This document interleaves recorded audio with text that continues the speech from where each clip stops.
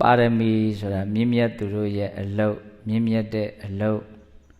ပါရဆိုတဲ့နိဗ္ဗာန်တည်းဟူသောတစ်ဖက်ကန်းကိုရောက်စေတတ်ရစေတတ်တဲ့အလုတ်အဲ့ဒါကိုပါရမီလို့ခေါ်တာနော်အဲ့ဒီမြင့်မြတ်တဲ့အလုတ်ပါရမီကဘယ်နှပါရှိတော့10ပါးတဲ့ဒါနံသီလင်္စနိက္ခမံပညာဝိရိယပင်စမံခန္တီသစ္စာအဋိဌာနမေတ္တုပိက္ခာတိမာတတဒါနယေသီလယေနိက္ခမယေပညာယေဝိရိယယေ၅ခု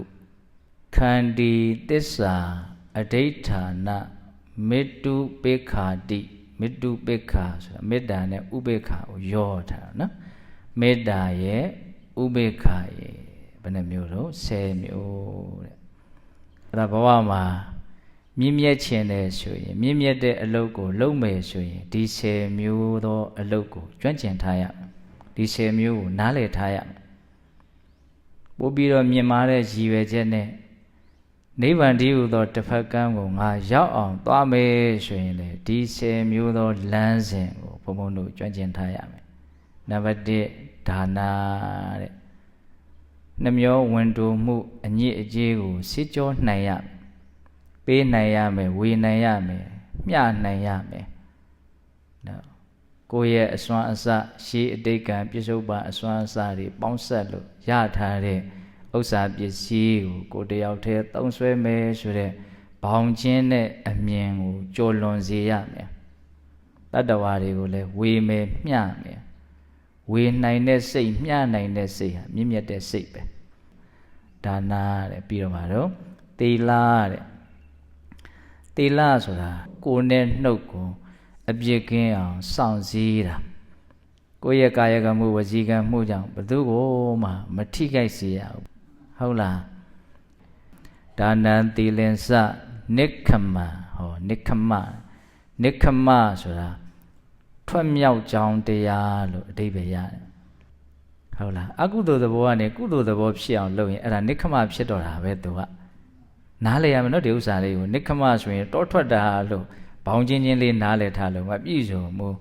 ခုထိုင်နေရင်နဲ့နိက္ခမဖြစ်အောင်လုပ်လို့ရတယ်ပြောရရင်ကုသိုလ်တရားမှန်သမျှအလုံးဟာနိက္ခမပဲတော့ညင်နွမ်းမှုကနေဖြူစင်မှုတွေကိုထွက်သွားတာပေါ့နော်ဒီနေကြနေရာလေးကညင်နွမ်းတယ်စိတ်ကလေးကနေကြနေရာလေးကညင်နွမ်းတယ်ဟုတ်လားအဲ့ဒါကိုဘုံဘုံတို့ကဖြူစင်မှုတွေကိုရှေ့ရှုပြီးတော့ထွက်နိုင်အောင်လုပ်တယ်အနှစ်သာရရှိထွက်နိုင်ဖို့လိုတယ်နော်ညင်နွမ်းမှုကနေဖြူစင်မှုတွေကိုထွက်တယ်ပူလောင်မှုကနေငြိမ်းအေးမှုတွေကိုထွက်တယ်လှုပ်ရှားမှုကနေငြိမ်သက်မှုတွေကိုထွက်တာရှုပ်ထွေးမှုကနေရှင်းလင်းမှုတွေကိုထွက်တာမလီကောင်းတယ်နော်အဲ့ဒါဘာတော့နိက္ခမဒါနံသီလင်္စနိက္ခမပညာဝီရိယပင်စမပညာတဲ့ပညာဆိုတာတဘာဝတရားတွေရဲ့အကြောင်းကိုပိုင်းခြားဝေဖန်ပြီးတော့အသေးစိတ်မှန်မှန်ကန်ကန်သိတာကိုပညာလို့ခေါ်တာအလွန်မြတ်နိုးစရာကောင်းတဲ့တဘာဝတရားတစ်ခုယရနာလို့မြတ်စွာဘုရားဟောတယ်နော်ပညာနရဏံရတနံလူသားတွေရဲ့လောကမှာတန်ဖိုးအကြီးဆုံးယရနာပဲတဲ့ပညာဟုတ်လားပညာဆိုတာပထမအဆင့်အကြောင်းအကျိုးကိုသိတာတခုခုဖြစ်တာကိုတွေ့ရင်ဒါဘာကြောင့်ဖြစ်တာစဉ်းစားဒါကြောင့်ဘာဆက်ဖြစ်နိုင်လဲဆိုတာကိုလည်းစဉ်းစားအဲ့ဒါဘာတော့ပညာအကြောင်းအကျိုးကိုသိတာနော်ဒါနံသီလင်္စနိက္ခမံပညာဝီရိယတဲ့ဟော၅ခုမြောက်ကမြင့်မြတ်ခြင်းတဲ့လူဟာကြိုးစားရမယ်မကြိုးစားလို့မရအောင်ငါလုပ်မယ်ဒီလုပ်ငန်းကိုလုပ်မယ်ဒီစိတ်ရှိရမယ်နော်တကယ်လည်းပဲဘုန်းတော်ကနော်ဒါနလည်းကြိုးစားမှဖြစ်တာသီလလည်းကြိုးစားမှဖြစ်တာနိက္ခမလည်းကြိုးစားမှဖြစ်တာပြောရရင်ဘယ်ကုသိုလ်ပဲဖြစ်ဖြစ်ကြိုးစားမှရတာဒီတိုင်းနေလို့ဘာမှရလာတယ်ဆိုတာမရှိဘူး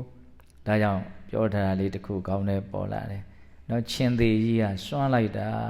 သူ့မှာတခါလဲခွန်အာဗလာလည်းပြည်တယ်ခြေတော်မှာလည်းပဲခြေသေးကြီးတွေလက်သေးကြီးတွေလည်းပါတယ်သူ့ရဲ့လက်ရဲ့တတော်မှာဆိုရင်ဝှက်ထားတဲ့အာကြီးတစ်ခုပါသေးတယ်နော်အလွန်မှလည်းပဲအသက်အပုတ်ကျွမ်းကျင်တဲ့သားကောင်ကိုဘလို့သားကောင်မဖြစ်ဖြစ်မိအောင်ဖမ်းနိုင်တယ်ဒါပေမဲ့အိပ်ပျော်နေတဲ့ချင်းသေးကြီးရဲ့ပါဇက်ထဲကို ဘယ်သားကောင်မှအလိုလျောက်ဝင်မလာဘူးတဲ့ဟုတ်လားကျုပ်တို့လည်းပဲအစွမ်းတွေရှိတယ်လုံနိုင်စွမ်းတွေရှိတယ်မြင့်မြတ်နိုင်စွမ်းတွေရှိတယ်သို့တော့ဝရိယမရှိဘူးအိပ်ပျော်နေတဲ့ချင်းသေးကြီးလိုဖြစ်နေမယ်ဆိုရင်ဘလောက်အစွမ်းရှိဘယ်သားကောင်မှအလဲကဝင်မလာဘူးတဲ့ဟုတ်လားကောင်းတယ်နော်ဒါကြောင့်ဘုန်းတို့မြင့်မြတ်ခြင်းဘာလို့အောင်တော့ကြိုးစားရမယ်ကြိုးစားလို့မရအောင်ဟုတ်လားဒါနံသီလင်္စနိက္ခမပညာဝိရိယပင်စံမှာပြီးတော့ပါတယ်တော့ခန္တီသစ္စာအဋိဋ္ဌာနခန္တီဆိုတာဘာတော့သီးခံနိုင်တာမြင့်မြတ်ခြင်းတဲ့လူတနည်းအားဖြင့်တစ်ဖက်ကန်းတည်းဟူသောနိဗ္ဗာန်ကိုရောက်ခြင်းတဲ့လူဟာဒီအည်သွေးရှိရမယ်ဒီလမ်းစဉ်ကိုရှောက်လန်းနိုင်ရမယ်ငါသီးခံမယ်။ကိုင်ပြောပါစီရပါတယ်ပြန်ပြီးတော့စိတ်ကဒေါသနဲ့မတုံ့ပြန်ပါဘူးထားလိုက်ပါတော့တကယ်တမ်းကကိုဒီလက်ရောက်ကိုလာပြီးတော့နှိပ်စက်တယ်စော်ကားတယ်ဆိုတာဘဝမှာအလွန်မှရှားပါပါတယ်အလွန်ဆုံးကိုနှိပ်စက်ကြတာဒေါသဖြစ်အောင်လုပ်ကြတာပြောတာဆိုတာလောက်ပဲရှိတာပါတချို့ဆိုရင်ကိုရှိတောင်မပြောရှာပါဘူးကိုယ်ရလောက်ပဲပြောတာပယ်လာတဲ့လူရှိလို့သာကြားရတာနော်အဲ့တော့ဘုန်းဘုန်းကဘာရသိချင်တာဆိုတော့သိခံလိုက်ပါထားလိုက်ပါစိတ်ထဲထည့်မနေပါနဲ့ဆိုတဲ့သဘောလေးပေါ့နော်တချို့ကိုယ့်အကိုအလုံးရှုပ်ခံပြီးတော့ဒါကြီးကိုတွေးနေလို့ပြဿနာဖြစ်နေတာထားလိုက်ဓာတ်တဲ့အရေးကြီးတဲ့လို့ငါလောက်အောင်ပဲဆိုရင်အလိုလိုသိခံပြီးသားဖြစ်သွားဘယ်တော့ကောင်းတော့ဟုတ်လားဒါကြောင့်မြင့်မြတ်ခြင်းနဲ့ဆိုရင်ဘာလို့အောင်တော့သိခံရမယ်ခန္တီပရမတ္တပောတိဒိဋ္ဌာဒီအကျင့်ဟာအကောင်းဆုံးကျင့်ပဲတရထပရမအတ္တာသူလောက်ကိုယ့်ရဲ့အကျိုးစီးပွားကိုဖြစ်ထွန်းစေတဲ့အရာဘယ်ရာမှမရှိဘူးလို့ခန္တီရဲ့အပေါ်မှာမြတ်စွာဘုရားအဲ့လိုမြင်တာခန္တီပြီးတော့ပါတော့သစ္စာတဲ့မြင့်မြတ်ခြင်းနဲ့နိဗ္ဗာန်ကိုရခြင်းနဲ့ဆိုရင်မှန်ကန်ရမယ်အပြောမှန်ရမယ်အလုံးမှန်ရမယ်အထူးသဖြင့်ကိုယ့်ရဲ့နှုတ်ကထွက်တဲ့စကားဟာမှန်ကန်ရမယ်သစ္စာသစ္စာမရှိဘဲနဲ့သစ္စာသိဖို့မလွယ်ဘူးဟုတ်လားသစ္စာဆိုတဲ့အမှန်တရားကိုသိရင်အရိယာဖြစ်တာပဲအရိယာဆိုတာဖြူစင်တာကိုပြောတာနော်အဲ့ဒီသစ္စာဆိုတဲ့အမှန်တရားကိုသိခြင်းရင်သစ္စာအရင်ဘာလို့အောင်တော့ရှိရမယ်မှန်ရမယ်ပေါ့နော်ခန္တီသစ္စာပြီးတော့ဘာလို့အဋိဋ္ဌာနဲ့အဋိဋ္ဌာနအဋိဋ္ဌာဆိုတာဒါလုံမယ်ဆိုလို့ရှိရင်တကယ်ဖြစ်အောင်လုပ်တာပြီးသွားအောင်လုပ်လိုက်တာပေါ့ဆိုကြဆိုငါတရားနာယူဝတ်ထိုင်မယ်ဆိုနာယူဝတ်မပြည့်မချင်းမထဘူးပေါ့ကိုယ့်ရဲ့သတ်မှတ်ချက်ကိုကိုပြန်ပြီးတော့တီအောင်လုပ်တာကိုဘာလို့ခေါ်တော့အဋိဋ္ဌာအဲ့ဒါကနော်ဒီပါရမီ10ပါးထဲမှာ तू ကနည်းနည်းတော့မျက်နှာငယ်ပုံရတယ်အဲ့ဒီပါရမီလေးကတိတ်ပြီးတော့အပြောမများကြအောင်တကယ်တမ်းကအဲ့ဒီဥစ္စာလည်းပဲလိုအပ်တယ်နော်အောင်မြင်ခြင်းနဲ့မြင့်မြတ်ခြင်းနဲ့နိဗ္ဗာန်ရခြင်းနဲ့ဆိုရင်အဲ့ဒီအဋိဋ္ဌာလည်းပဲပါဖို့လိုရယ်နော်ဒါမှပါရမီကအလွန်ကောင်းတယ်နော်ပါရမီ10ပါးခန္တီသစ္စာအဋိဋ္ဌာနပြီးတော့ပါတော့မေတ္တုပေခာတိမာရတာတဲ့မေတ္တာဥပေက္ခမေတ္တာဆိုတာတတ္တဝါတွေရဲ့အပေါ်မှာအကျိုးလိုလားတဲ့စိတ်ကောင်းစေခြင်းချမ်းသာစေခြင်းနဲ့အစဉ်ပြေစေခြင်းနဲ့အလွန်ကောင်းတဲ့စိတ်ပဲစိတ်ကောင်းနှလုံးကောင်းဆိုတာအဓိကမေတ္တာကိုပြောတာလို့တောင်ကြုတ်ကခံစားရတယ်သူများပေါ်ချမ်းသာစေခြင်းနဲ့ကောင်းစေခြင်းနဲ့မှအစဉ်မပြေတာမဖြစ်စေခြင်းအဲ့ဒီစိတ်ကလေးကအမွန်မြတ်တယ်နော်အဲ့တော့ခဏခဏကိုယ်စိတ်ထဲဖြစ်အောင်လုပ်ရင်ငြိမ်းအေးပြီးတော့လူကဘလို့ဖြစ်တာတော့ဆိုတော့တော့ဒေါသကြောင့်အလိုမကျမှုကြောင့်ဖြစ်တယ်လှုပ်လက်ခတ်မှုတွေပူလောင်မှုတွေအများကြီးလျော့နေဟုတ်လားဒါကြောင့်မြင့်မြတ်ခြင်းတယ်ဆိုရင်မေတ္တာကိုလည်းဘုန်းဘုန်းတို့နားလည်ပြီးတော့ကျွမ်းကျင်အောင်လုပ်တတ်ရမယ်ဟုတ်လားမေတ္တာပြီးတော့ဘာတော့ဥပေက္ခတဲ့ဥပေက္ခတော့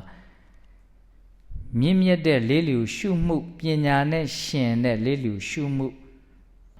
ဥပေက္ခကသူကအလွန်ညီမျှတဲ့သဘောဘက်လိုက်မှုဘာမှမရှိဘူးသူကမြင်မာတဲ့ရှုတော့ပြောရမှာဆိုရင်ချမ်းသာလို့လည်းပဲသူကလောဘသဘောနဲ့ညှွတ်ကြသွားတယ်လို့မရှိဘူးဆင်းရဲလို့လည်းပဲဒေါသနဲ့ပေါက်ကွဲသွားတဲ့သဘောလည်းမရှိဘူးအလွန်မှငြိမ်သက်တဲ့သဘောမျှတတဲ့သဘောညီမျှတဲ့သဘောဒါအလွန်မှမြင်မာတဲ့သူတော်ကောင်းတရားတစ်မျိုးပေါ့နော်အဲ့ဒါကျတို့မြင့်မြတ်ခြင်းတဲ့လူတွေဒုက္ခဘုံကနေလွတ်ပြီးတော့ဟိုဘကံတိဟူသောနိဗ္ဗာန်ကိုရောက်ခြင်းတဲ့ပုဂ္ဂိုလ်တွေဒီပါရမီ10ပါးကိုရောက်စေတတ်တဲ့လမ်းစဉ်အနေနဲ့သဘောပေါက်ပြီးတော့ဘာလို့ရမလို့ဖြည့်ကျင့်ကြရမယ်ပေါ့နော်